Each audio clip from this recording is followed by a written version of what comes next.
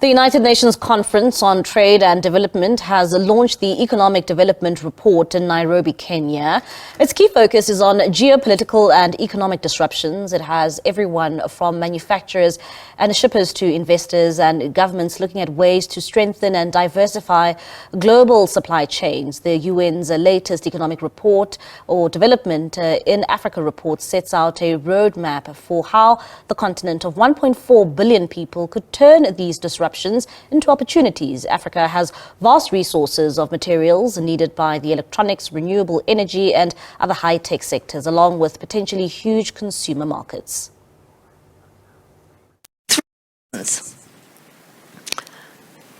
That we consider that drive what we call this huge opportunity for the continent. One, geopolitics and trade dynamics, including the African Continental Free Trade Area, renewables, and demographics. Our report underlines how Africa can become a major actor in the global supply chains by harnessing the vast resources of materials needed by high technology sectors and their own growing consumer market. Trade isn't just goods, as we know, yes? It's ideas and capacities that reflect the adaptability of countries to the global economy. So diversification today is key for all the continent's economy's reliance on a better future. So if we will be dependent only on one or few commodities, we know that that is risky. And so we have to get away from that path.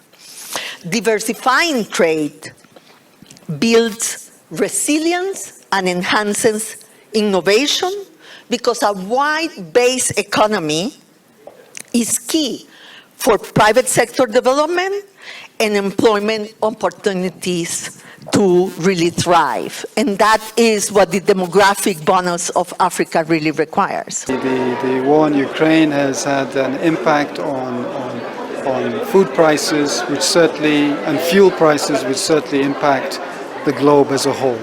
So everybody is feeling the impact. The most important thing is that to recognize is that Africa